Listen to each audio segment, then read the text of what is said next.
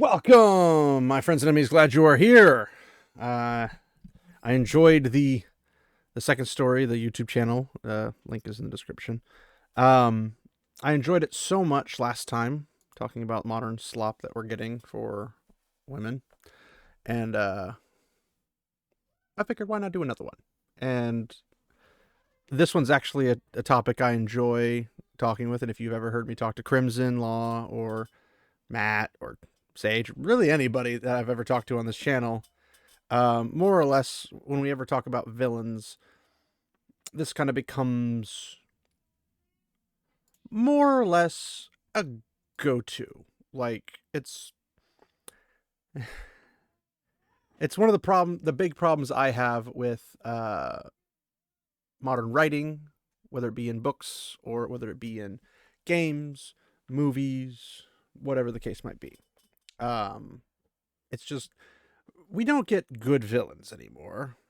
So I figured we could look at an actual author and see their viewpoints, because, I mean, I think she's really smart and I like her content. So you should watch her content too if you like book-related content, because she's really good. So, without further ado. A quick note. I want to thank everyone for the response to my last video. I had anticipated a very big and somewhat extremely negative reaction, and so what happened in that regard was more or less what I expected. Luckily, only one soft death threat or death wish, so that's nice. However, the positive response was much greater than I had dared to hope for, and for that, I want to thank all of you from the bottom of my heart for restoring my faith in humanity. Besides the Makes one of comments us. and the likes, the personal messages I've received about how the video helped some of you in major ways, that was pretty incredible. And the fact that there has been just as much support, if not more, from women is also very heartening, but confirms what I already knew. So thank you again, and also thank you to everyone who reached out with supportive notes and comments. I definitely was not able to thank all of you individually, and I apologize for that, but I absolutely am Sad very music. grateful. It's the intro, which I like, but it's like, oh, sad music. Like, she's gonna switch it. Hi, Otto. All right, let's get into it. Villains, or if you like, antagonists, are an essential component of any story. There's her street cred, if anybody is interested in checking out what she's written and whatnot, is HilaryLane.com. Definitely give her your attention, I guess. Can take a whole assortment of forms. Basically, antagonist really only means that the hero, or protagonist, has to have some significant resistance to his ultimate narrative goal. For that reason, you can get away with things like the environment being the antagonist in disaster movies, or the protagonist himself being his own worst enemy in certain kinds of dramatic stories, or both. A villain is really just the opposition to the hero's goal. That being said, villains... I gotta say, the one thing I was slightly disappointed with is she didn't define heroes, but technically she has another video, so I might cover that video to explain heroes, because I'm also sick and tired of heroes. And it's funny because you look at her videos on her channel, I can relate with a lot of them. I was like, I have problems with these as well, so I like her. I like this one. That is to say, bad guys have been experiencing a strange evolution in the last few decades, especially more recently. For one thing, they have become less and less villainous. Taking it further, they become less bad. It's like, oh, I stole your eraser when I was in kindergarten. I'm the villain. Is basically what it's turned into be. Further, they have become less and less evil. Part of this is in an effort in modern and postmodern literature to provide all aspects of a story with more multidimensional realism. Naturally, a villain would be a human or human adjacent, so there ought to be more to him than just being the bad guy. Maybe we ought to examine how he came to be the bad guy, or whether or not his goals might have some merit. All of this ostensibly... Anime does a lot of this where they'll have like a character who's a villain, and then they'll do a backstory on that character and show that the guys that he's been fighting against like went to his house, killed his wife and child, and destroyed everything he loved, and then he basically just loses his mind, and then he's so grief struck that he goes out and commits horrendous acts against this kingdom because of how they treated his family and himself in the grand scheme of things. So we don't get that very much anymore, and it's usually, oh well, he was having a bad day and you moved his, you moved his stapler. And now for comedy purposes that's hilarious, like it's funny, like Office Space is funny. But the grand scheme of things, it's not a very good villain. Like, a villain is somebody who's wicked, evil, tricksy, false, whatever you want to call it. And it's somebody who does evil deeds for their own reasons, and you may or may not know those reasons, but you all have to know, or all you have to know, I should say, is that they did those evil things, therefore they're evil. Pretty simple. And there's grading of evil, because like stealing bubble gum from the store is evil because it's not yours and you're taking something that's not yours. That's evil. It's an evil, wicked, tricksy, false deal. But what it isn't is the same tier as like murdering an entire uh, boat worth of people and then, whatever. Like, it just, there are explicitly different types of villains. Some of them are very graphic, some of them are very subtle, some of them are hidden. And it depends on how you're trying to write. So, just wanted to point that out. In the pursuit of richer characters, which is not an unworthy pursuit, but let's tackle this issue one piece at a time. All of this literary experimentation has its place, I suppose, if you do it right, which, as I said, we'll get into in a bit here. But something that we as a society have apparently forgotten is that most of the time a crucial factor in the villain's character is evil. Of course, I don't mean that all characters need to be Lucifer-esque Morningstar or even Morgoth. Although huge, ugly, powerful evil is actually a crucial aspect of fiction that is currently all but extinct. What I mean is that the clear moral judgment and acceptance that the villain character is morally bad in some major significant way is a critical part of making a villain. The idea of evil as an important aspect of a villain character has been shunned more and more by the pseudo-intellectual literary elite. Yeah, and honestly, I think most people in modern times don't truly understand what evil is. Because everyone's like, oh, well, you know, evil's when somebody does something I don't like. And I'm like, no, no, that's not what it means. It can have that synonym if what you don't like is actual evil, but if it's just evil because you don't like it, then it's not actually evil. It has to be evil and you don't like it, not I don't like it, therefore it's evil. Those are two different concepts that people, for whatever reason, do not seem to understand. And I don't understand because I think you need to have a proper level of evil for something to matter. Now, you can just have a normal bad guy, like a street thug or something, who's not necessarily evil. You could even technically turn him into a hero. But he does bad stuff. But it's like, he stole a woman's purse. Woo! Like, that's the extent of his evil. It's like, that's not evil to the extent of Morgoth or Lucifer Morningstar. Like, there's tiers to evil, just like there's tiers of good. Well, I helped the little old lady cross the road. She's in a freaking motorized chair. You didn't help her do anything. You just walked next to her. Like, get your virtueness out of there because you don't have none. It's stupid. Who will tell you that black cloak villainy, villains who are obviously very bad, is... Yeah, morality is a fiction. Yeah, if you're lacking morality, yeah. But it's still real. It's just you don't deem it as reality. Concepts such as good and bad, the right and wrong, are socially constructed misnomers. What? What?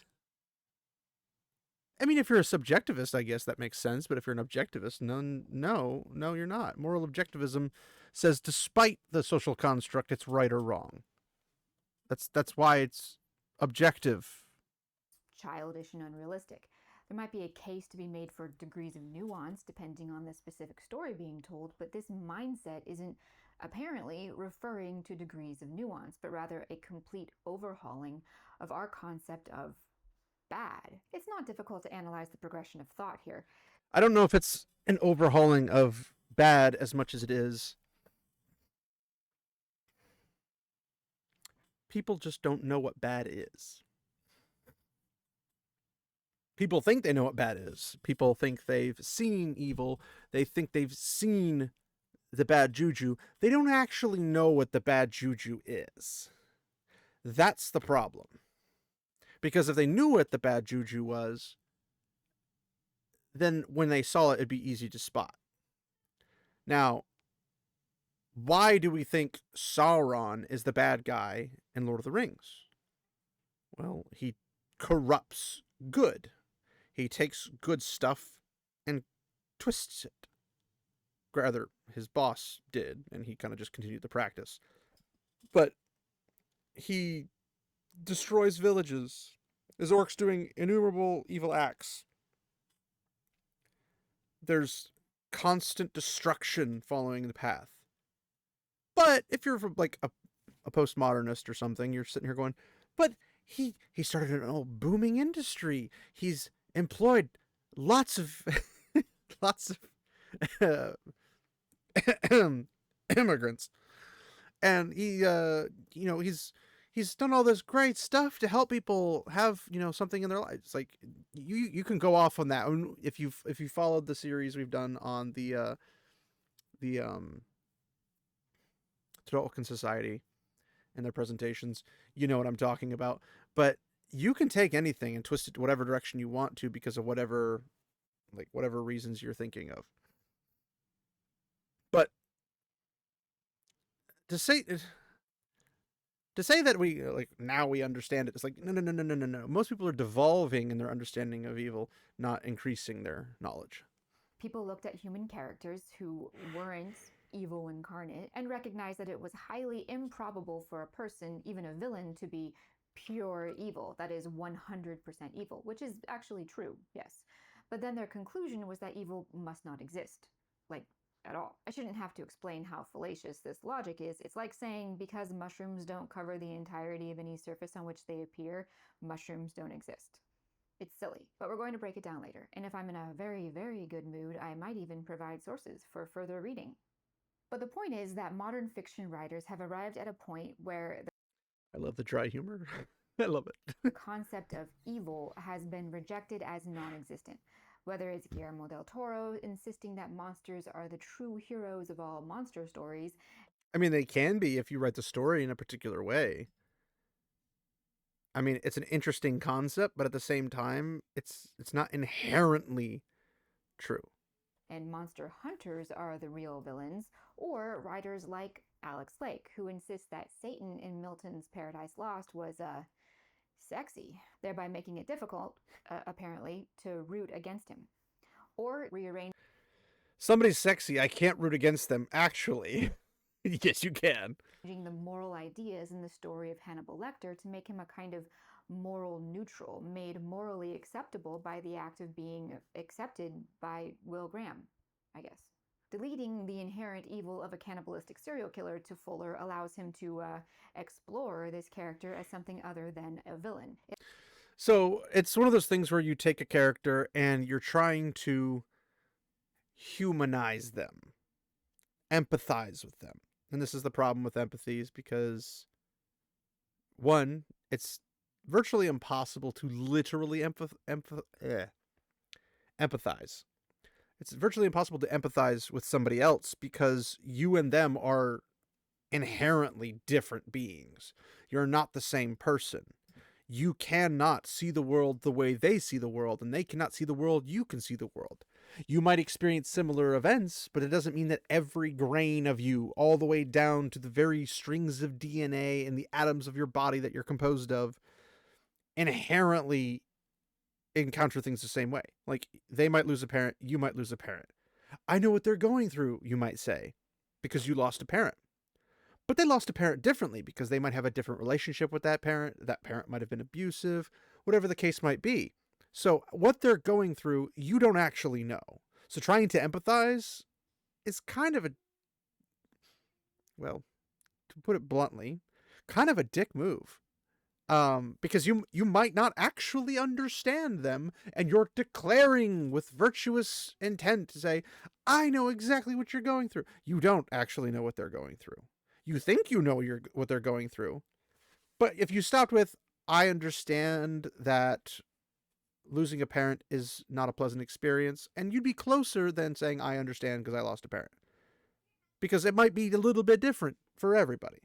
Not to say that you're never going to empathize.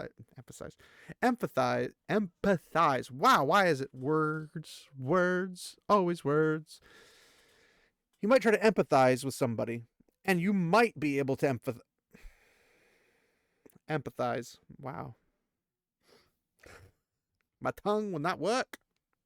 I hate empathy just because I have to say it and struggle. You might not actually understand what's going through.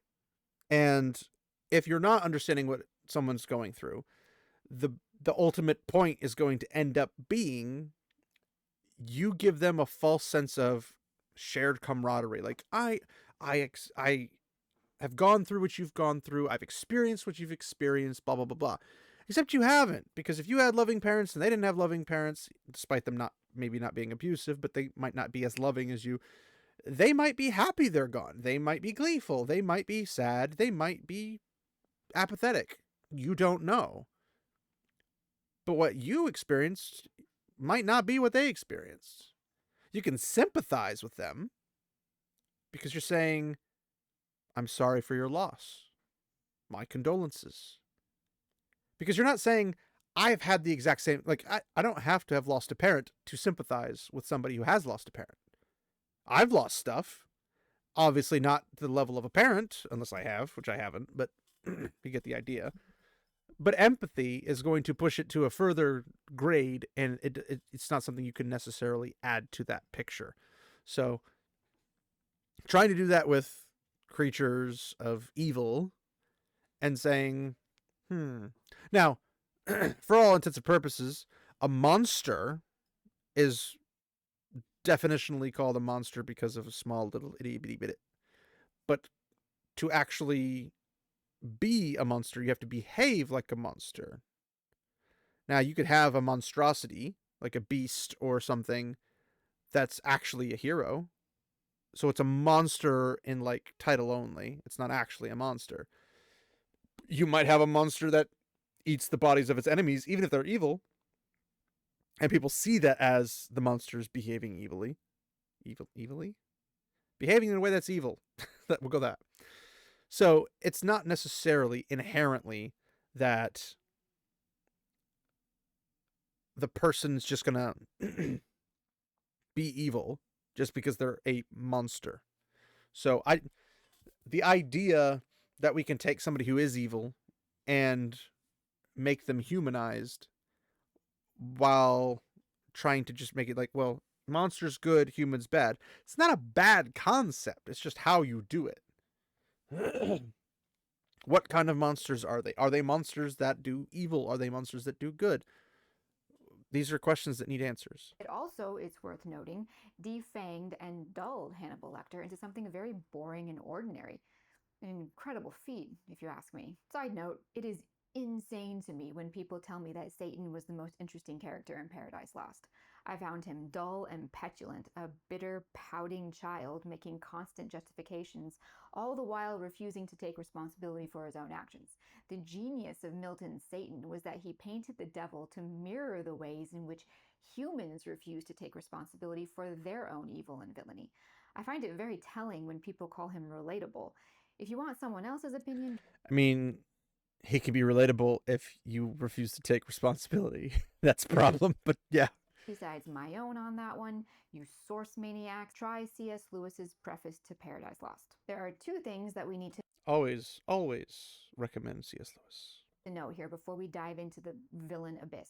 First, evil as an objectively understood moral idea has been relegated to the fiction pile. There is, according to what we see in fiction these days, no actual evil. That is to say, the entire objectively moral concept of evil as a moral truth is no longer accepted in popular culture. Second, this is directly linked to the first point, When evil is removed from the equation, when storytellers refuse to make any kind of moral judgment about the characters, especially about their villains, this completely dulls the entire story and makes it into a pile of mush that will be forgotten long before its remainders are pulped at the paper factory. Because despite what all these people are saying, objectively, understanding what evil is and that evil can occur is something the mind craves.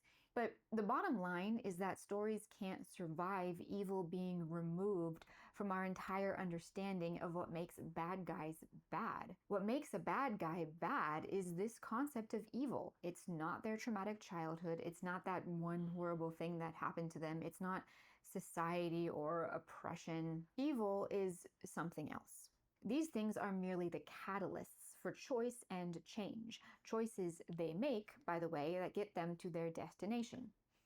Evil. When characters and people make decisions, those decisions inform their future character. Make enough bad decisions, you become a bad person. Bad has a way of metastasizing into the rest of your character. This used to be frequently depicted in children's stories with ugly villains. It conveyed to children that evil is a thing that poisons the entire person. You can acknowledge that the person who became the villain began often as a normal, regular person. But that acknowledgement cannot negate the core of the villainy, which is that it is bad. Objectively. Something you can't escape if you're trying to study literature or write in current year is this maddeningly slippery concept of postmodern everything. Postmodern heroes, postmodern plot structure, postmodern character analysis, and The problem is postmodern. Just throwing that out there. And of course, included in there is also postmodern villains or even postmodern evil. Relegating this to study in some dusty library somewhere is one thing. Postmodernism is interesting and has its academic merits, but the concept of postmodern villainy has bled into and saturated popular culture. In fact, I would say that we're now living in the moral and narrative wasteland that is inevitable in the wake of totally embracing literary postmodernism. This is like postmodernism. So now we come to it. What is evil? The question of the video. Before we get into it, I want to illustrate the philosophical idea of evil as I was trained to understand it. This is the absolute most basic and simplistic. I'd also like to point out, if you don't understand the philosophical sense of evil, you can't possibly know what evil is, because otherwise it's just your subjective opinion or somebody else's subjective opinion that you adopt. So it's not going to be beneficial to you or anybody else for you to use that term of evil, because they're saying, oh, that lion just ate a gazelle, that's evil. No, that's just nature. That's not evil. The animals don't have moral structures that they follow or adhere to. They purely rely on instinct, and they may do nice things that are out of character for their species, but that doesn't mean that they can't do evil. It just means they chose not to for whatever instinctive reason. And it's usually relegated to, a lion took in a cheetah cub because it's it's a cub, and they're having a sense of maternal instincts, or maybe paternal, but probably not paternal, but mostly maternal instincts kicking in and saying, this little one's lost their mom, I'll just take them in. And then the cheetah grows up with a whole bunch of lion cubs, and then maybe when they get older they fight, who knows. But the point is that it's an instinct of a different kind rather than just the usual instincts you expect from animals. Idea from which a great deal more interesting thought can emerge. This is by no means meant to be some kind of comprehensive treatment of philosophical evil. All right, a lot of you got pretty steamed last video when I said that I was going to state facts, not opinions. We're there again. Obviously, I wouldn't. If you don't like facts and you only care about opinions, you got problems. Not believe that the definition I'm about to give you for evil was the true definition unless I had reason to believe it was something more than an opinion. If it was just my opinion, I wouldn't bother making a whole video about it. The reality is that, in a sense, there is no such thing as evil. Stay with me. Good is a thing, good exists. Evil, properly speaking, is defined as an absence of good. This is nice because here, or in Tolkien's term, it is a corruption of good. You can get your degrees of evil. However much good is absent results in a greater or lesser degree of evil. This is what gives people this idea of gray areas. I hate that term because it muddies the understanding of good and evil. Good isn't absolute. It can never be great, but it can be absent to varying degrees. According to this philosophical understanding, there It's kind of like good is giving to orphans or to the poor. Evil is stealing from somebody else. But if you steal from somebody else and give to the poor, it becomes a morally gray area because you're doing good deed, but you're also doing an evil deed. So then you have that black and white yin yang kind of mix, but instead of it mixing, it Venn diagrams over and it becomes that gray area. is no such thing as innate or intrinsic evil. No thing or person can exist which is evil in itself. Because, as I said, unless you're the dark one, evil doesn't itself exist. It is simply a lack of good. The more a person gives himself over to evil, the less good is present in that person. Properly speaking, a person doesn't give himself over to evil, he abandons good. So really big, ugly evil like more. And the following reasons as to why they abandon evil or abandon good for evil is pride, selfishness, greed, hate. You know, the 7 deadly sins. it's kind of an obvious one. It's you cease to wish well for others and you cease to only wish well for yourself. That's how evil shows up. Morgoth or Sauron is actually very accurately described as a kind of void, big evil that is almost. Ironically, with the Morgoth rendition, Morgoth went evil because he basically got embarrassed by Eru. And this is the simplified version of it. You can always, go check yourself. But essentially, he wanted to do his own thing. And Eru's like, hey, we don't do that here. And basically got dressed down.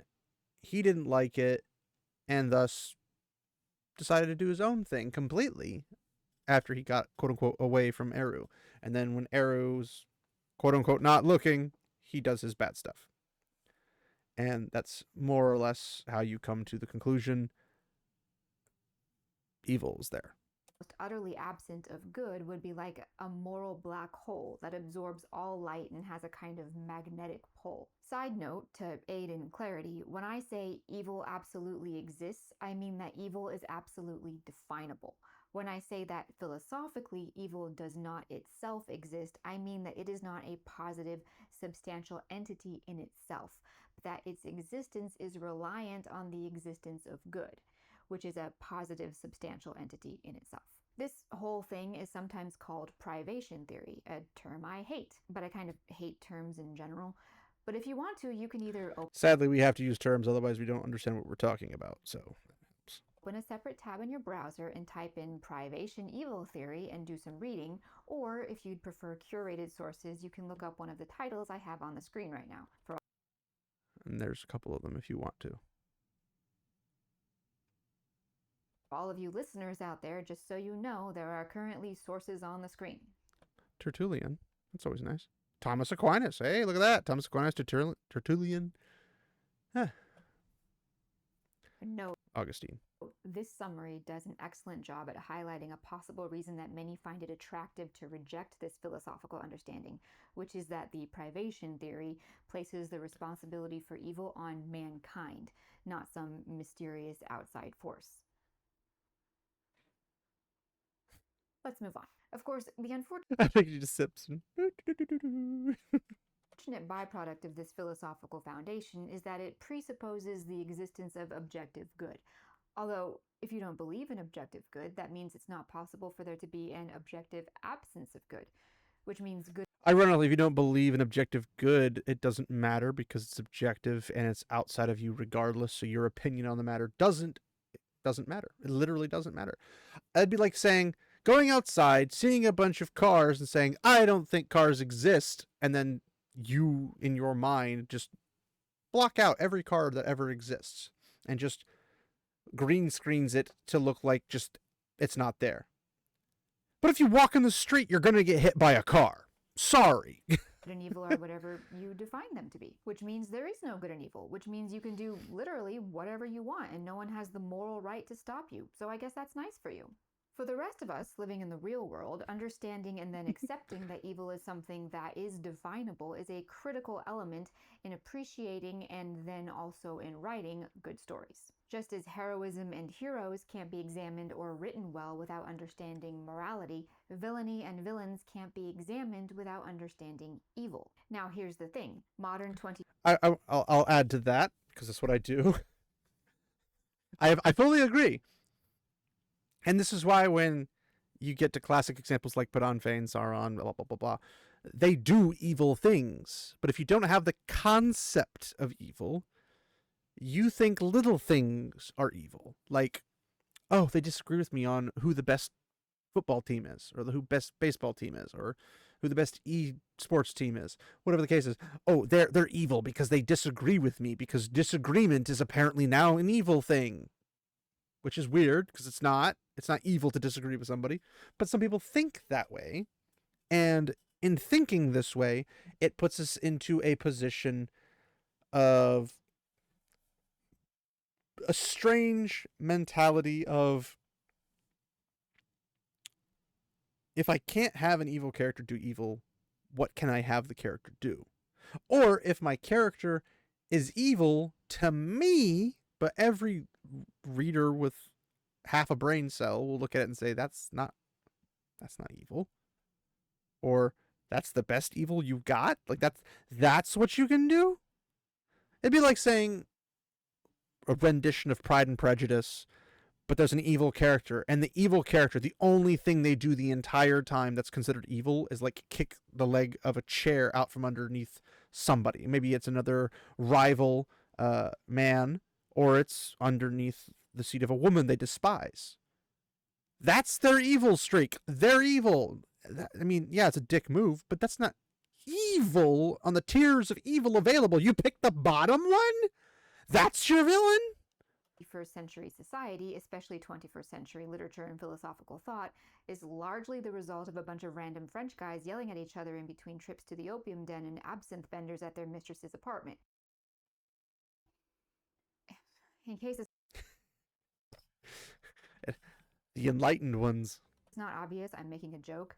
My point is that our modern understanding of good and evil is not this enlightened thing that resulted from magnificent minds. Mostly it's garbage, intended to provide society with the greatest level of permissiveness reasonably allowable. Some of it is actually kind of interesting. Most of it is garbage. We're getting off topic. What I'm saying is that postmodernism has some interesting ideas, like I said, but what we have... I mean, I don't know very many of them. I haven't found them particularly titillating, but what do I know? left now is an insane soup. It's literally impossible to form any kind of solid opinion about anything objective within postmodern thought. No matter how much you read, it seems to come down to the idea that man decides for himself both what is real and what is right. Sure, I'm oversimplifying, but challenge any postmodernist to prove that wrong. So what does all this postmodern business mean for villains and villainy? Put simply, the postmodern understanding of evil as such is that it doesn't exist. And I don't mean that in the classical sense that evil is merely an absence of good. I mean it doesn't exist in that it can't be defined. I mean that to postmodern literary theorists, which is everybody in every English lit department, in every publishing house, in every literary agency, the concept of evil, for lack of a better term, is a social construct subject to the whims of every individual person. They'll tell you that, like morality, evil is what society in a given time has decided is unacceptable. That's it. Therefore, examining evil in storytelling will tell the stuffy English lit majors what ails society. If you ever want to check and see if an English lit major is worth your time and money, you can go online and read the dissertations of lit majors from colleges all across America, which is, you know, something I did because I'm that kind of crazy. And you see this That is levels of crazy, I don't running understand, but through these papers. I was searching mainly for theses on the subject of villainy, but this is all I found. Paper after paper about how villainy is a social construct and what specifically various iterations of villainy say about society at a given time. There's a foundational presupposition at play here. According to modern literary thinking and philosophical thinking, evil itself is not a thing that can occur. This is just a given to a modern lit major. Evil can't be defined because good doesn't exist, philosophically speaking. So you see, to the modern writer, there is no good and there is no evil. Therefore, all stories do is tell us what society thinks at a given time. Therefore, anything that is marked villain by society and put in the antagonist column in a story is currently the victim of some kind of social stigma. You see this a lot with postmodern examinations of old stories. Ironically, these postmodernists, when they write about villains, they're writing about themselves. They don't see themselves as villains, but everything they decry of others, they are themselves guilty of. Is like Beowulf, where the monster interpreted to be some kind of victim. You also see this with modern interpretations of fairy tales, where people decide that all these stories mean is that women were being vilified, and that's why the evil stepmother is so often the villain. Besides being tediously absurd, I also find this... It couldn't just be because she's evil. How dare you think that? entire approach to literature embarrassingly arrogant. So, according to writers these days, the only modern socially appropriate way to approach the villain is to apply one or more of the following postmodern principles of morality. First, you can make the villain sympathetic, because, he's not actually a villain, he is just the victim of current year social Disney writing constructs. Or you can make him a symbol for modern acceptable social evil, whatever that is. Also Disney. I think currently it's fascism, but I haven't checked in a couple hours, so it might be something else now. In other words, which is why it's stupid as a concept. The villain isn't a villain. He is either a victim of social misconceptions, or his past, or the patriarchy, or whatever. Or he's not so much a villain as he is a stand-in for the writer's idea of what is wrong with our society right now. There's a reason so many... Which, when you're writing into fantasy or sci-fi, is a crazy concept. Or if you're writing nonfiction, well, I guess it would be mostly fiction, but even if you're writing nonfiction and you were like trying to label the concept of whatever it is and reflect it on what we have right now, being like, yeah, so this figure in history, just like this one we have now, and it's like, but you're imposing something upon the story, the characters, the historical accuracy, the facts, whatever it is might be, onto something, or onto that with something that is not related to that story, not related to those people, not related to that individual, not related to that society at that time. It's like the ancient world. Almost everybody now would look back at the ancient world and see evil everywhere, because it was evil to the people now, because they didn't understand that's how just life was. Wars, slavery, all that kind of stuff. It was a mess from our modern perspective because we're quote unquote enlightened. Now, from their perspective, it's the only choice they had, because in their perspective, in their shoes, they're the good guys, everybody else bad guys. And therefore they have to do what's best for them, which means not doing what's best for others. And therefore they do things that we would consider abhorrent or evil or whatever the case might be. But that's not what it was then. So trying to say they did evil isn't necessarily accurate, because from their point of view, it was the only way to survive. That's just how it is. Now, if you're going into the fantasy genre, or the sci-fi, it doesn't matter, I guess fiction in general. If you pick a particular time of a year in, Chicago, like pre-mobsters or something, they're not going to have the same values or understanding of things and principles as we do, because they had a different society. The society was entirely different. Therefore, everything else was entirely different. So trying to impose a comparison wouldn't make much sense, because the comparison doesn't make sense.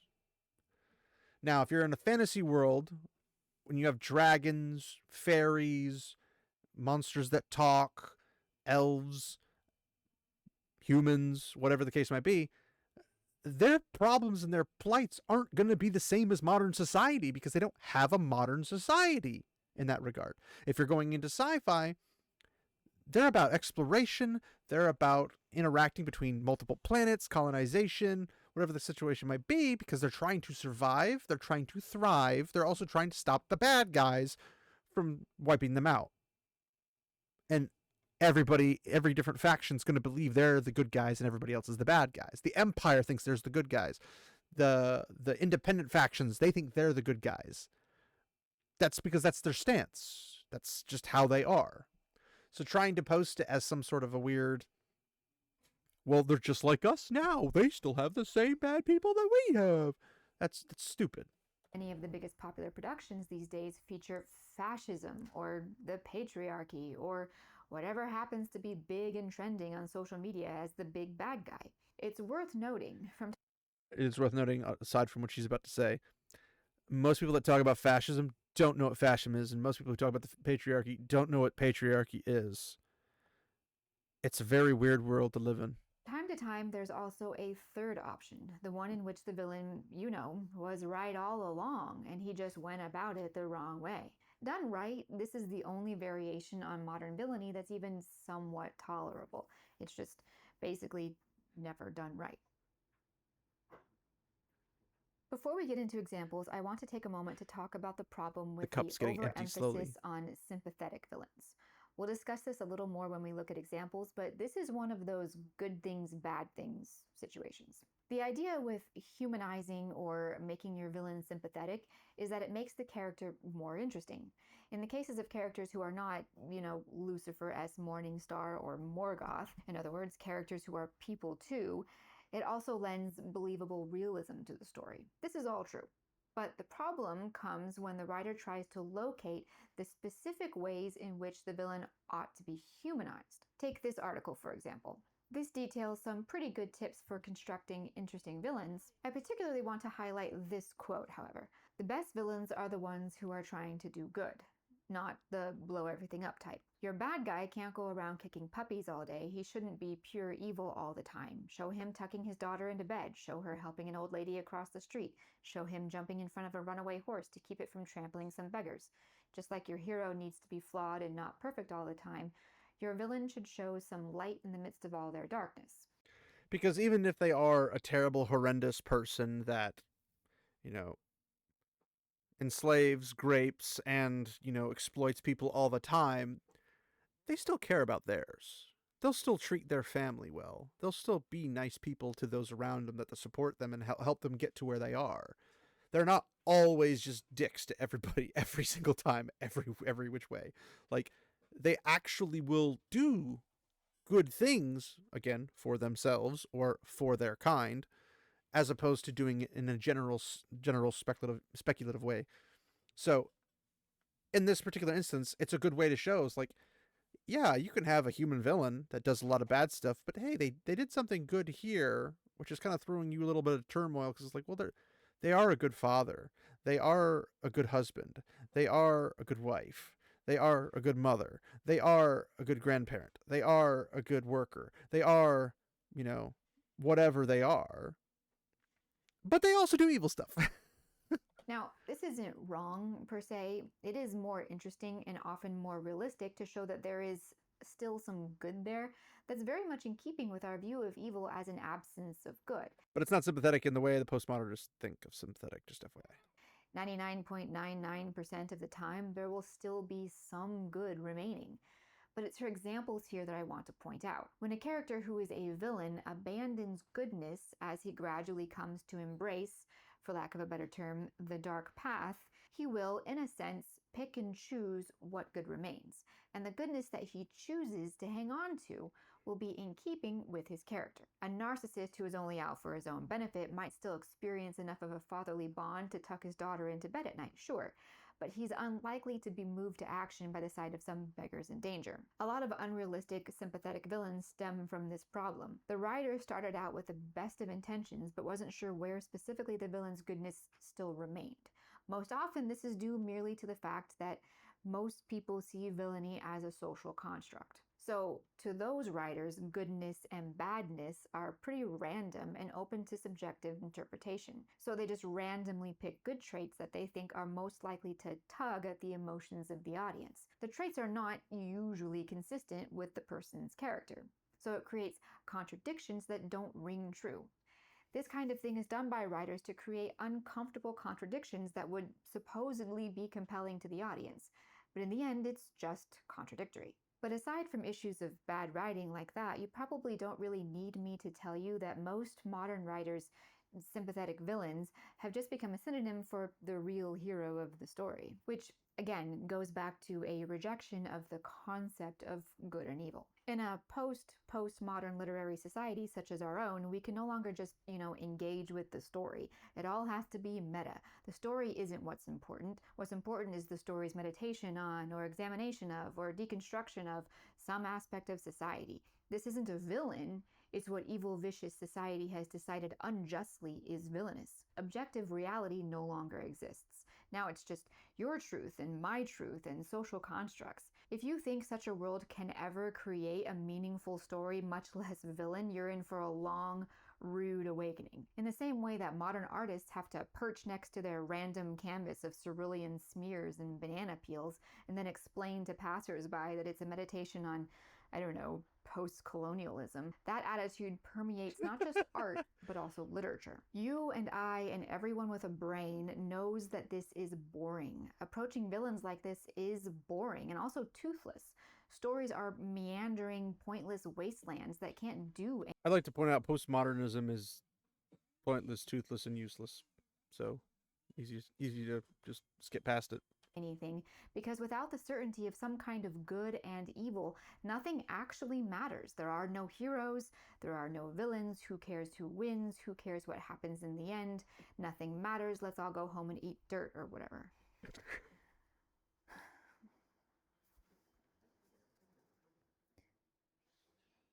What is happening? Okay, that's all theory. So let's talk Inception. about what happens when you get hip deep in postmodernism and start screwing around with this like a toddler. We'll do some bad examples and some good examples, and I'm going to focus mainly on film and television for this video, but this applies to books too, obviously.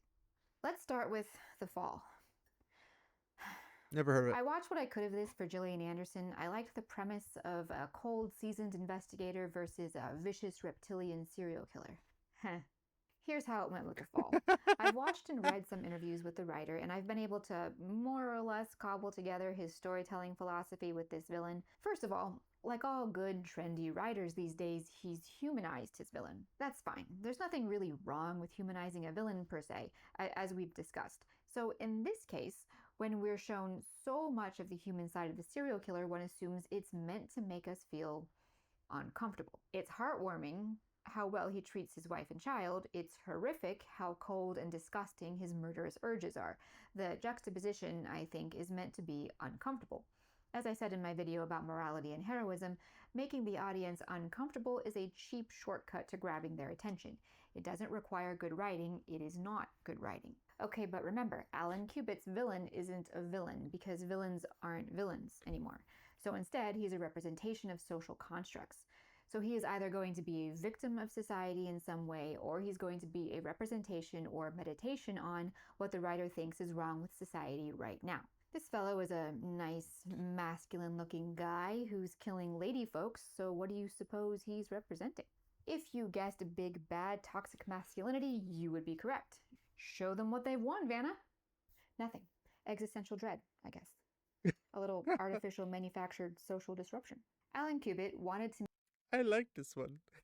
I'm gonna keep saying it because she's great. make Jamie Dornan's chilling Paul Spector a meditation on toxic masculinity because, according to him, becoming a sadistic serial killer is on the male continuum. No, that's actually what he said.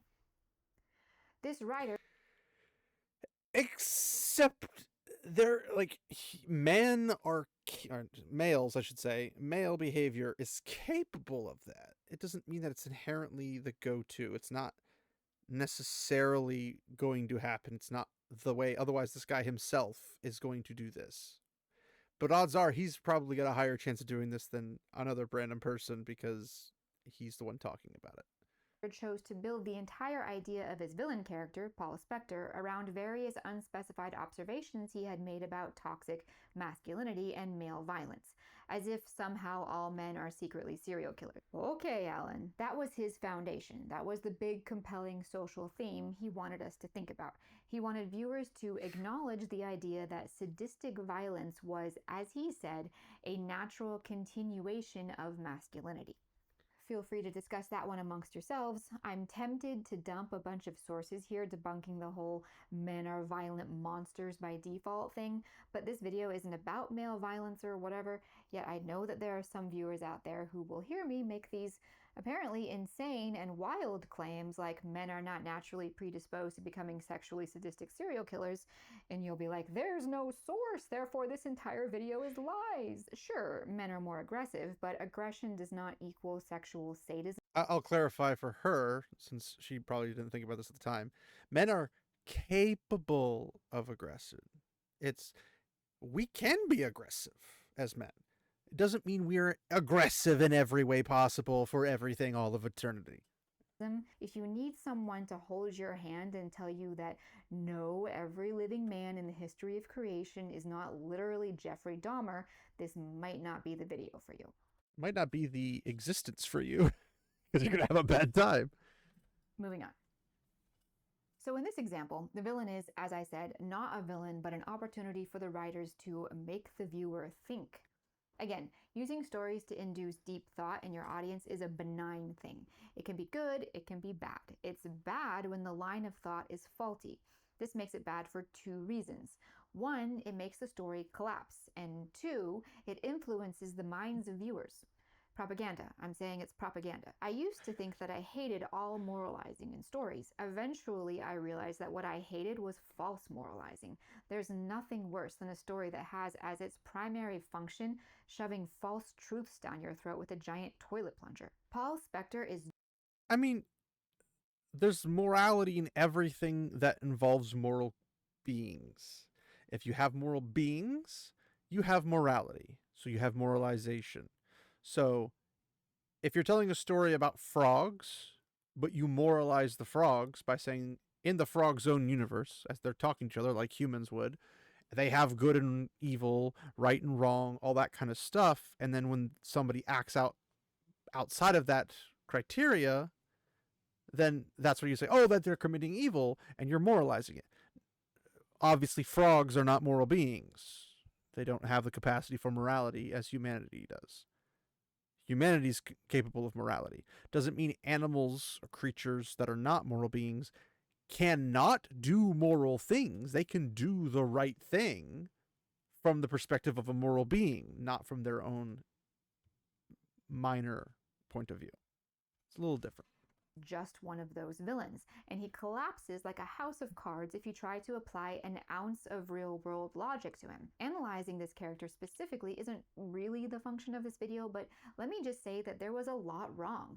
If Alan Cubitt was trying to show us that, say, anyone anywhere could be the next BTK, or I guess any man anywhere, that's just incredibly childish and rests on this false notion that ordinary, average, stable, healthy people can also be sadistic monsters. No, they can't. If you think that they can, they're healthy, therefore they cannot be unhealthy. Unless you make them unhealthy, then they cannot be healthy. And thus, you can only gain a status if the status is gainable. So, if somebody says, well, Inquisitor Doman, you're unhealthy. Am I? What am I unhealthy about? Like, you'd have to specify an action of what would show me being unhealthy. Or saying, well, hi, Inquisitor Doman, you're healthy. Am I? You have to show it. You can't just be like, well, you are a healthy, you're unhealthy, you're bad masculinity or you're good masculinity. You have to show, not just like, it's the words and actions paradox. Is it more important that somebody says that they're good or that they behave good?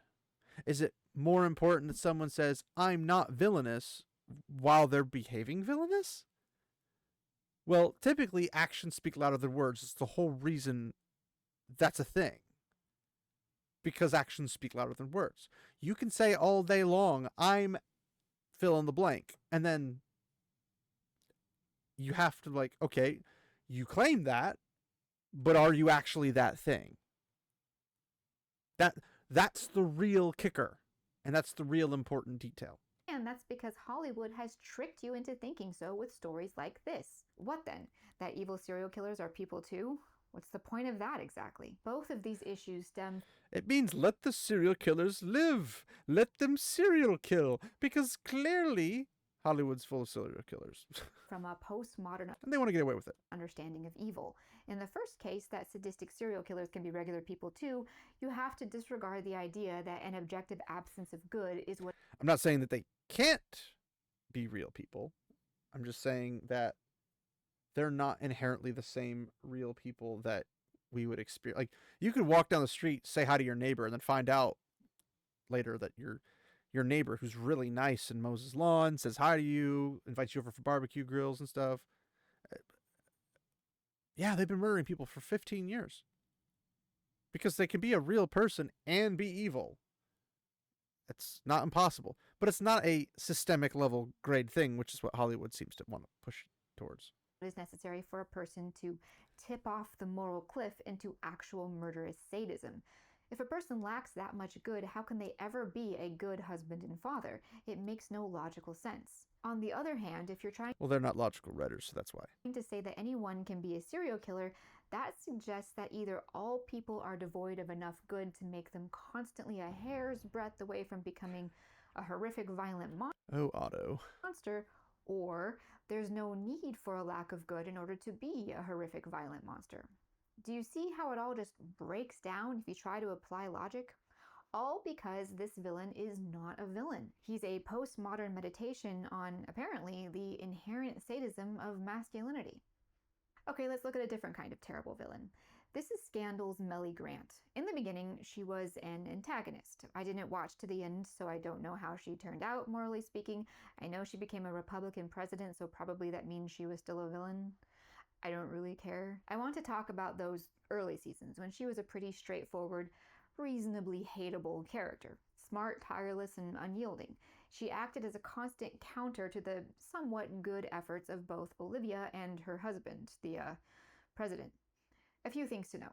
Scandal started well. Its first season was not bad at all. Thereafter, like all Shonda Rhimes productions that I've seen, it devolved into romantic absurdity that amounted to a plot no more compelling than the back of a box of Cheerios. This villain, then, was always on the verge of being nothing more than an obstacle in the way of Olivia and what's-his-name's romance, which already made her less interesting. However, given how hated she was, one got the impression that the writers figured they ought to throw something in to make her more interesting. Villainy, as such, was outside their expertise for two big reasons.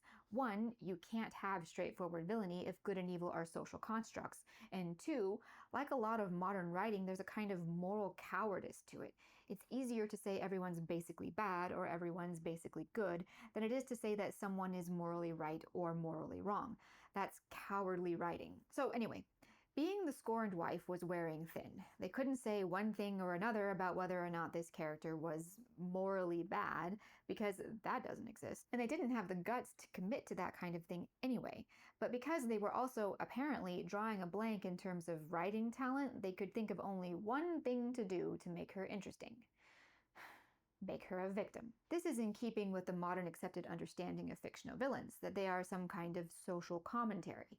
So if she wasn't going to represent herself, what was wrong with society, she could be the victim of something that was wrong with society. Thus, it was revealed to us that she had at one point been the victim of a sexual assault by none other than her husband's father. I didn't make it much farther in this show. I don't have a problem with topics such as this coming up in fiction. What this showed me, however, was that the writers had no idea how to write a villain. That level of ineptitude in storytelling is beyond my willingness to endure. Two factors were at play in this. First, they intended to tug at the viewer's emotions as a way of adjusting our moral judgment of this character without actually adjusting her moral behavior. This goes back to morals being dictated and defined by emotions. But in addition to that, she was serving as some kind of representation of social victimhood. And anyone who is a victim is morally superior to anyone else, as we all know.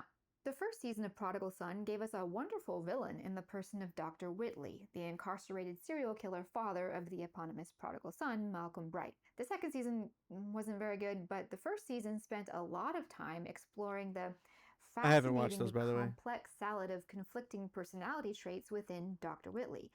He had been a deranged, sadistic murderer who seemed to also be a loving father. As the story progressed, we came to see that his love for his son was selfish, controlling, and narcissistic, traits that ring true for a person as profoundly villainous as a serial killer. He might say again and again that he loved his son, and he might come across like a devoted father. He even seemed to himself think that he was a loving, devoted father. But the facts seriously challenged this idea. He had drugged his son when he was a child in order to make him forget the fact that he had discovered his secret. He had even planned to kill him, because the absence of enough good to make a person a serial killer will also make that person a very flawed human being and father. Somehow the writers managed to understand this much, at least. This was not Which a is impressive, healthy or not gonna lie. normal kind of fatherly love. It was warped, broken, and poisoned by the wrongness that flourished within him in the absence of good. But because he wasn't pure evil, because no human can be, there was just enough good left in him to give us glimmers of a good father, or perhaps the potential for a good father, which made this character uncomfortably complex.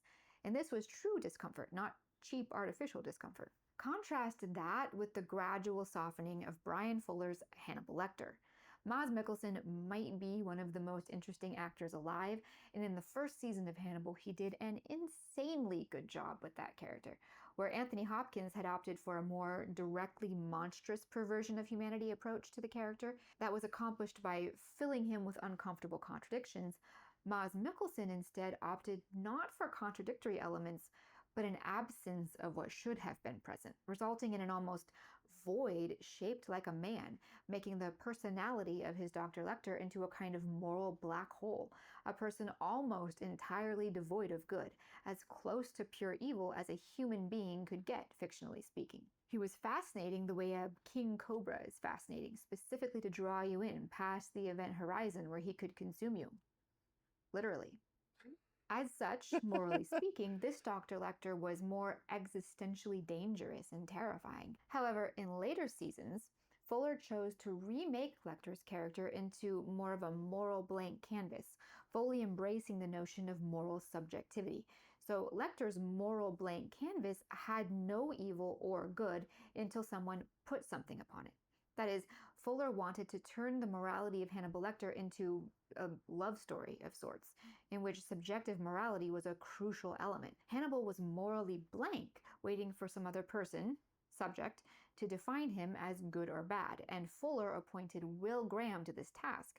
Will Graham projected moral good onto Lecter by emotionally accepting him, an act he performed as a reciprocation of Lecter's emotional, and therefore moral, acceptance of him.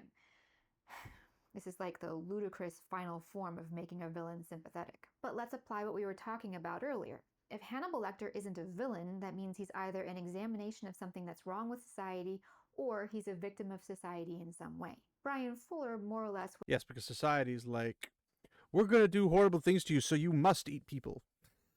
Went with the latter. Fuller's absurd, even childish notion that the really compelling idea in the dynamic between Lecter and Graham was that Hannibal saw in Will his first genuine opportunity to have a friend, because deep down he was just lonely and misunderstood. But I'm giving Fuller a little too much credit, because at the end of the day, he didn't really have any set moral logic in mind when he constructed his Lecter. So really what we're dealing with here is more of an emotional matter. In the first season, Lecter was easy to paint as bad because he was actively killing people. After he was arrested and incarcerated, he couldn't kill anyone anymore. So Fuller had some room to present the idea that he wasn't actually bad, I guess. Despite killing people and eating them, yeah. Within this, he could spend some time examining the origins of Lecter's murderous cannibalistic impulses. He played around with making Lecter sympathetic and misunderstood, the kind of monstrous other that's so trendy these days.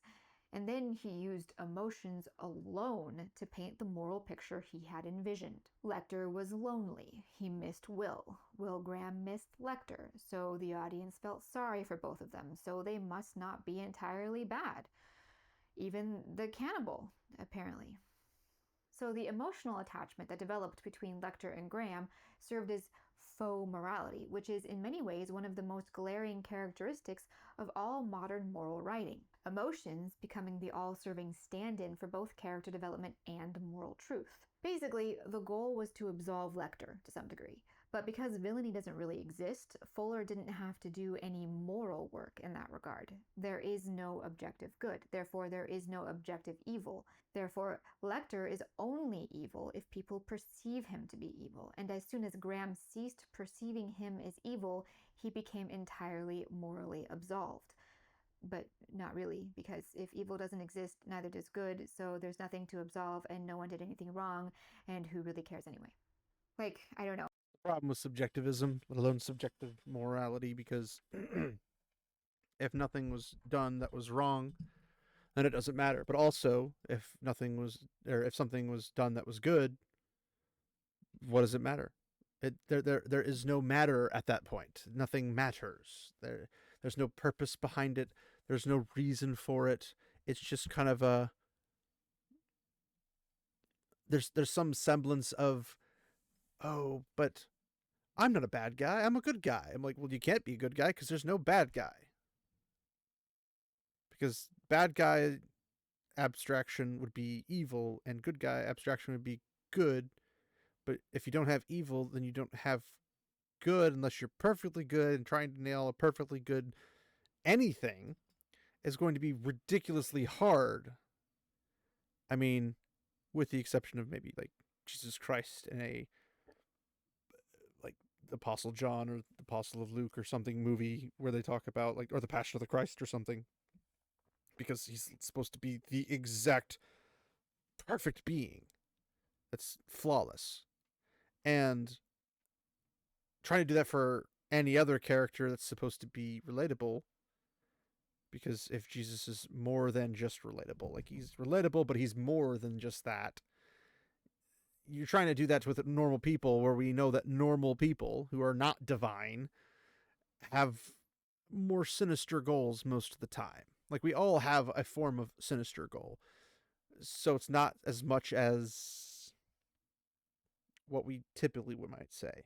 So I don't think it's necessarily going to fit, just due to the fact that if you did manage to get it to work, like you did manage to find a character that can operate in the way you want them to, even if you do have them doing the good thing, the right thing all the time, they still have something in them that isn't perfect.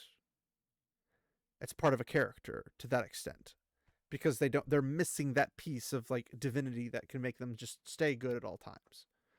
But then you go to things like, well, if there's no good, then you can't say there's no evil, so let's just make it all subjective and then just throw the baby out with the bathwater. Fuller's whole thing here was if you stare into the abyss long enough, the abyss will stare back, wink, and ask for your number. And that's just...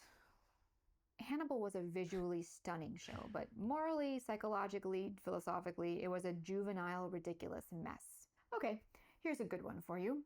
The 2021 Japanese film Character is an incredible story in itself, but also boasts an outstanding villain. I actually put off watching this film for a long time because I was expecting it to be another terrible, misguided attempt at making a villain compelling by making him sympathetic, or something along those lines. Luckily, I was in for a very pleasant surprise. Practically made for our purposes, it is an examination not just of morality, but specifically of villainy itself. In Character, nice guy manga artist Yamashiro Keigo finds himself held back in his pursuit of manga excellence by his inability to construct believable villains. There was this repeated theme at the beginning of the film that he couldn't create a good fictional villain because he didn't comprehend evil, as he was too good himself. I don't mean he was some guy who's a doormat who lets everyone walk all over him. That's not what I mean by good. He was just a regular guy who was very decent and respectable. He was hardworking, talented, and ambitious. He was a reliable manga assistant, and he was a responsible, devoted husband and son. But he was never able to really pin down villainy in his own manga works. Just when he had decided to put down his pen forever and get a real job, he happened to stumble upon the scene of a horrific quadruple murder, and even made eye contact with the monstrous, terrifying killer. In a moment of artistic greed, you could say, he decided to keep the killer for himself. Instead of describing him to the police, he claimed not to have seen him, and instead reproduced the killer in his own new original thriller manga, which became a massive success and launched him into stardom. Give me 1 minute here to be a little philosophical. An interesting idea that I really liked. You can be philosophical as much as you like because you're really good at it. About this film had to do with the idea that Kay couldn't understand evil because he had never experienced or embraced it. However, I can't remember who said it. I'm sorry. I looked for the source. It might have been something Kafka wrote in his journals. One doesn't come to understand evil by studying evil, but by studying good. If evil is merely an absence of good, it can't be known. If you want to understand it, you have to study good. Kay was a man who understood what it meant to be a good man, full stop. At every turn after that initial moment when he withheld the information about the killer from the police, every moment after that, he made the right moral choice, again and again. And that had nothing to do with his contact with evil. In fact, he understood Dagger perfectly the moment he laid eyes on him, so much so that when he was manufacturing the fictional background of his fictional killer, the one in his manga that he based on Dagger, the details actually matched exactly the real killer's past. So just an aside here, but if you're a writer and you want to craft a good villain, you're going to get a lot further by studying good than you are by studying evil. If you understand good, then you can remove those elements from your villain character and then make a reasonable deduction using your imagination about what would remain, what shape the void would take. There's not really much need to stare into the abyss. To really put the cherry on this perfect villain, when he was standing before a judge and asked, according to the procedure, to identify himself, he had no identity. There was this kind of chilling moment when he was asked for any identifying information, but he had nothing. No legal name, no individual number, the Japanese social security number. He had no fixed address, no employer, nothing. In fact, he asked the judge to tell him who he was, because he didn't know. He was empty, hollow. Being so utterly devoid of good, the writers made him almost literally absent of anything at all, an empty, hollow, humanoid shape. As such, he was terrifying. Terrifying partly because we humans perceive the wrongness and the danger of something that is that lacking in good. So lacking in good, we could accurately... It's another rendition of why the Asians are just better at writing than Western at the moment. Call him evil. This is something you see, as I said earlier, in characters like Sauron, who represented a kind of moral void.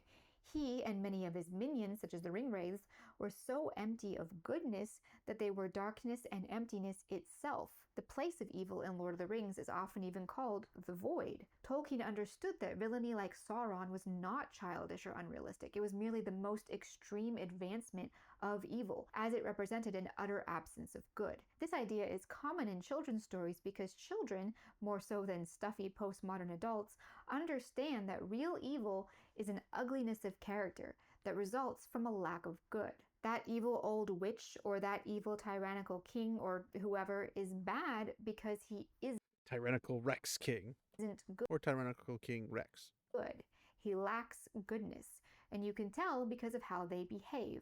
They do bad things like hunting children and eating hearts and casting an eternal winter over everything. But yes, evil and villainy can also be nuanced and complicated. A good example would be Commodus from Gladiator. We understand that his father's refusal to name him as his heir caused him pain. We understand how he was jealous of Maximus. But we also understand how these things didn't create his villainy.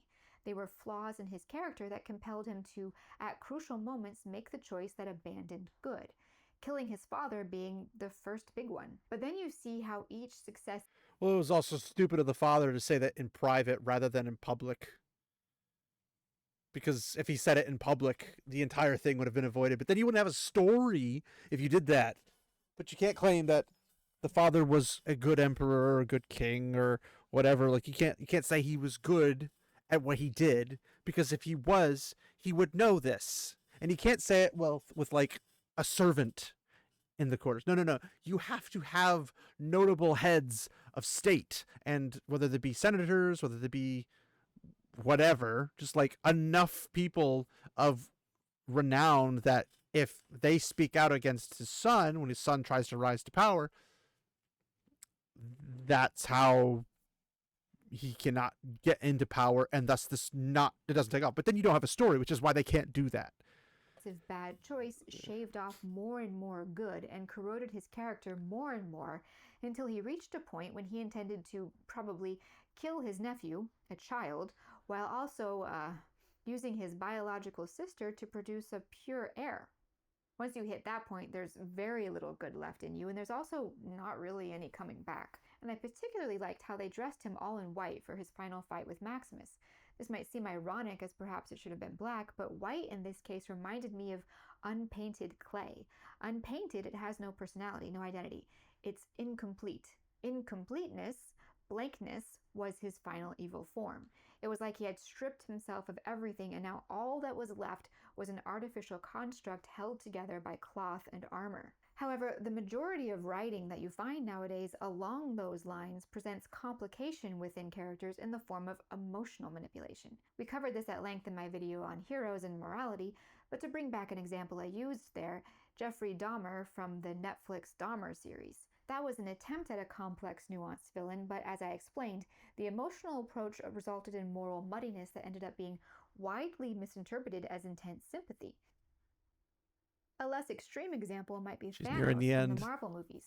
Throughout the lead up to his climactic introduction, he was the ultimate terrifying evil force bent on probably some kind of universal destruction. When at last we got to know this character and his motivations, we received the combined force of postmodern villainy and emotional morality. Firstly, he was made to be compelling by showing him perhaps loving his daughters, perhaps not, perhaps even being a little benevolent. Then, when he presented his case for wiping out half of the universe to save the other half, it was hard to fault his logic, or at least the morality of his motivation as it was presented.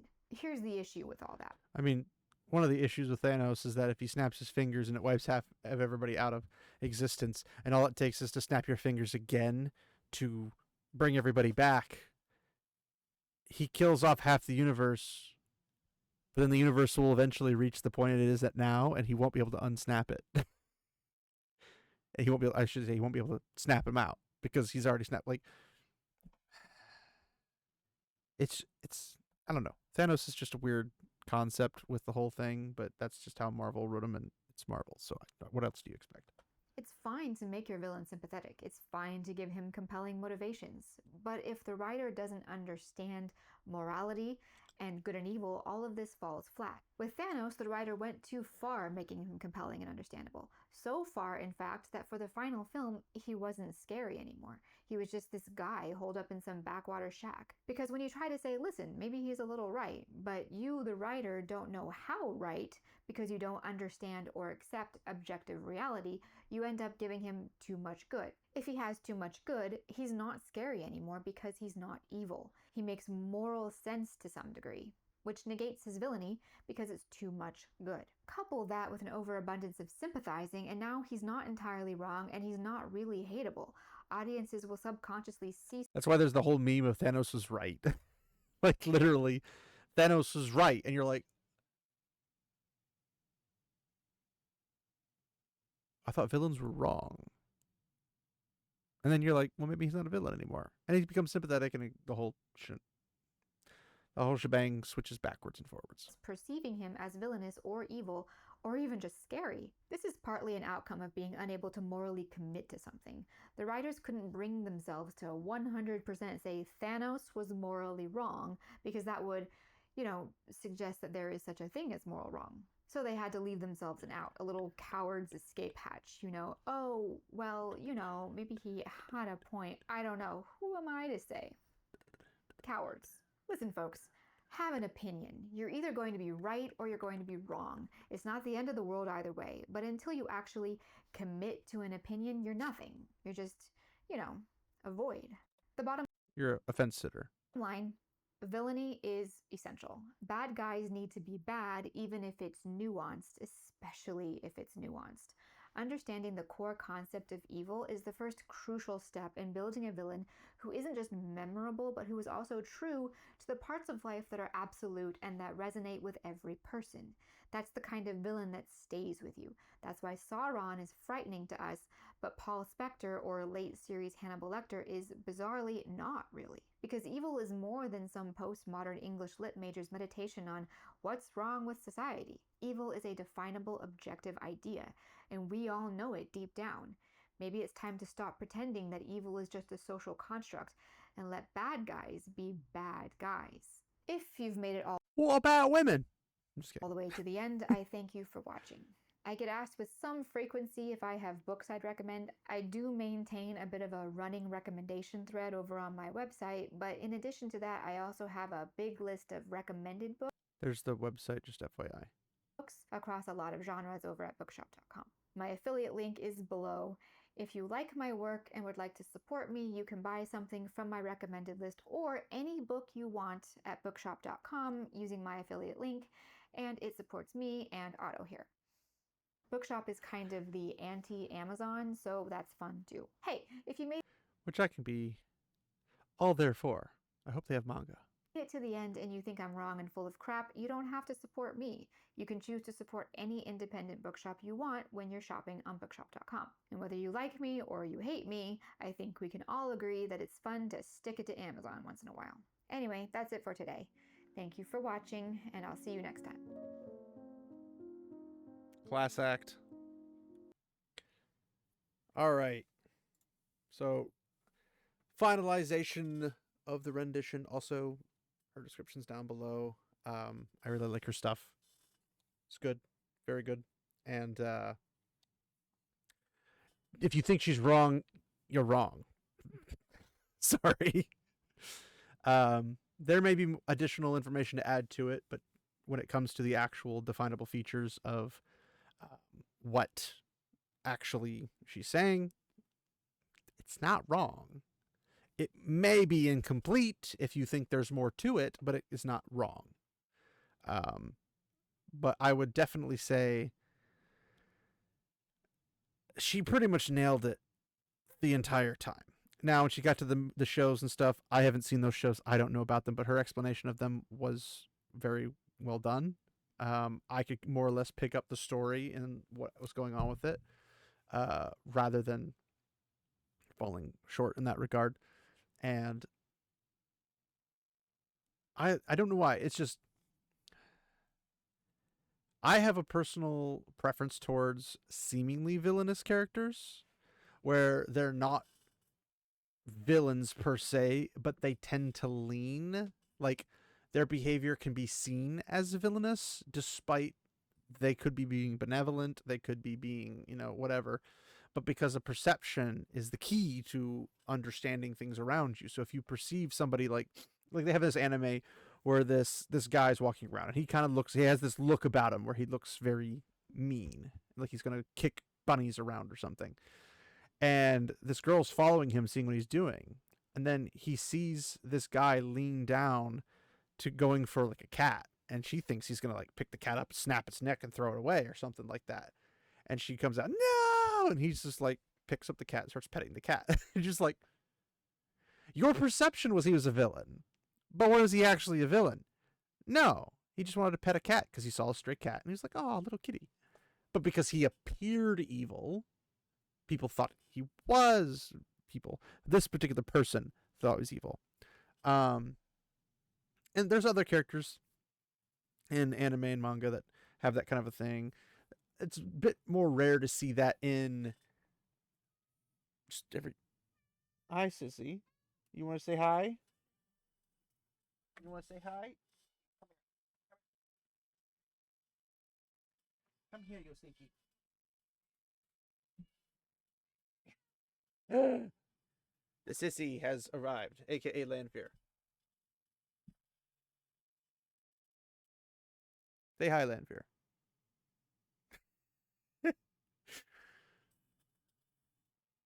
She's practically a dog, but Yes, that's what everybody wants to see is your butt. That's a way to end a video. But yes, come on down. There we go. As for the appearance of a villainous people, um, they don't have to be villainous to appear villainous. And sometimes the villainous looking ones are actually the heroes, and sometimes the heroes are actually the villains. It's all about actions, but a lot of the actions are done in private or in public. And that's where you get kind of the actor side. Like you're acting like you're a good guy, and then when no one's looking, you're doing the bad stuff. AKA like the one guy who was a serial killer lizard thing, whatever he was. Um, he's behaving like a good father, a good husband, blah blah blah blah. But then he's over here murdering people. It's like what you see versus what you're actually getting. Because we all know to some extent that people can fake it. I mean, that's what virtue signaling is you're trying to gain glory and fame and accolades for yourself by going out there and saying, "Oh, look at me. I am the most bestest of best of humans. Look at me. I think this thing's bad because everybody else thinks it's bad because they're also virtue signaling." And then, you're doing that stuff. It's kind of like saying, "Oh, look at me. I'm giving food," like holding a phone or something, and be like, "I'm giving food to this poor little child," and the child's literally just laying there dead because you took so long to just record yourself, get your makeup up and running and everything, and that the kid died of hunger in the process because you're not actually good. You're faking it. It's the same thing as, do you stand around and hold a video camera or your cell phone? I guess nowadays everything's cell phone nowadays. Holding your cell phone, recording a fight, or do you get in there and you stop the fight? If you're recording, you're not good inherently.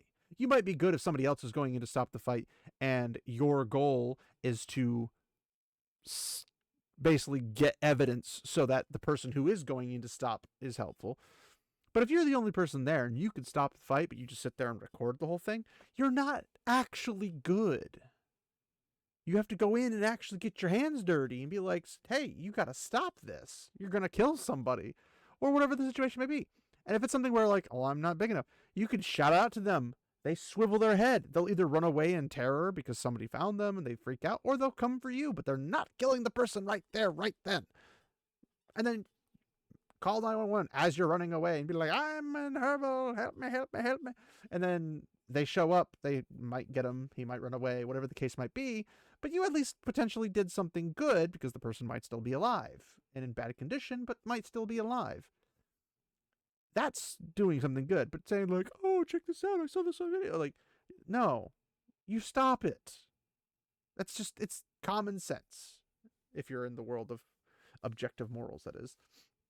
So, either way, I really appreciated the video, and it's always nice to see people have a head on their shoulders, talk about things that are like, yeah, why don't more people know this? Why is this not written about in stories as often as it is talked about? So that's it, I guess, for me. So thanks everybody for watching my reaction to this video. Again, I really, really do enjoy her videos, so go check her out. Give her all the accolades you could possibly give her because she does a fantastic job and makes better videos than I do, that's for sure. But yes, she's got really, really good content and plenty more videos to watch. So I won't cover all of them. I only will cover the ones that I think are something I care to talk about. So that being said, thanks everybody for hanging out. Remember to check the description for the usual suspects, channels to check out and discover if they're in your wheelhouse. Also, check out the non-sponsored sponsored section. I'm not getting sponsored by any of them, but I do want to support them, so add it to the list. So thanks everybody for sticking around. My normal schedule will still apply indefinitely, as far as I'm aware. So 12 p.m. Central Standard Time on Sundays and Fridays, and then 7 p.m. Central Standard Time on Tuesdays for live streams. Live streaming. And hope to see you guys in the next video. Thanks, everybody. And remember, my friends, walk in the light.